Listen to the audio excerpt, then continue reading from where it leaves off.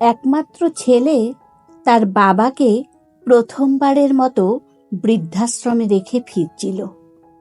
রাস্তার মাঝে একটা ফোন এলো। তার বউ ফোন করে বলছে, তুমি আর একবার বৃদ্ধাশ্রমে ফিরে যাও, একটা কথা বলতে ভুল হয়ে গেছে।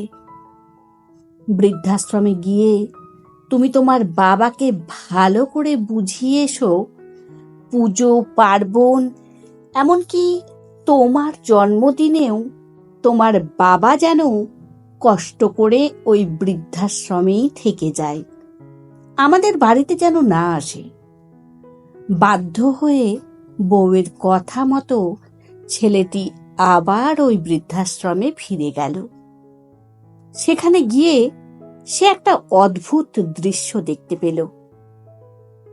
তার বৃদ্ধ বাবা ওই বৃদ্ধাশ্রমের মালিকের সাথে খুব হেসে হেসে কথা বলছেন।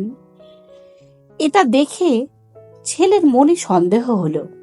সে মনে মনে ভাবল, বাবা কি তাহলে আগে থেকেই এই বৃদ্ধাশ্রমের মালিককে চিনত? কে জানে, হয়তো বা চিনত। তারপর অপেক্ষা করতে লাগলো।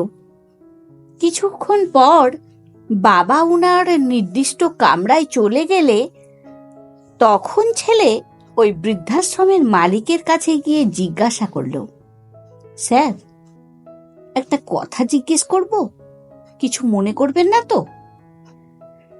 বলছি যে একটু আগে আপনি বাবার সাথে যেভাবে কথা বলছিলেন তাতে আমার কেন জানি না মনে হচ্ছে আপনার পূর্ব পরিচিত। সত্যি কি তাই? অনাথ আশ্রমের মালিক বললেন, হ্যাঁ, ওনাকে আমি প্রায় 40 বছর আগে থেকে খুব ভালোভাবে চিনি। আমি জানি না কোন পরিস্থিতিতে তিনি আজ এই বৃদ্ধাশ্রমে এসেছেন, তবে মনের দিক থেকে আপনার বাবা একজন বড় মনের মানুষ। ছেলে বলল, আমি তো সেটাই জানতে চাইছি, বাবাকে আপনি চিনলেন কি করে? তখন মালিক বললেন, 40 বছর আগে আমার আন্ডারে থাকা একটা অনাথ আশ্রম থেকে উনি একটা অনাথ শিশুকে দত্তক নিয়েছিলেন এবং আমার অনুমান যদি ভুল না হয় তাহলে 40 বছর আগে দত্তক নেওয়া সেই অনাথ শিশুটি এখন আমার সামনে দাঁড়িয়ে আছে। এই কথা শোনার পর ছেলেটির আর বুঝতে বাকি রইল না 40 বছর আগের সেই অনাথ শিশুটি যে সে। ছেলেটির চোখ দিয়ে অঝোর ধারায় অশ্রু ঝরতে লাগলো।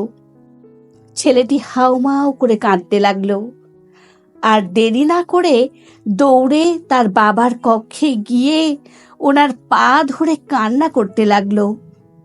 বৃদ্ধ বাবার পা ধরে বলতে লাগলো, আমাকে মাফ করে দাও বাবা, আমি অনেক বড় ভুল করে ফেলেছি।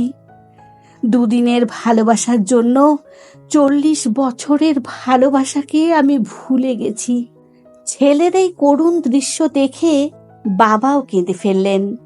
তিনি ছেলেকে পা থেকে তুলে বুকে জড়িয়ে ধরে বলতে লাগলেন, ধুর বোকা ছেলে, এর জন্য কান্না করতে আছে? আমি তো তোকে মাফ করেই দিয়েছি। এবার ছেলেটি কান্না থামিয়ে বাবাকে সেই বৃদ্ধাশ্রম থেকে নিয়ে বাড়ির দিকে ফিরে গেল। বাবারা এইরকমই হন।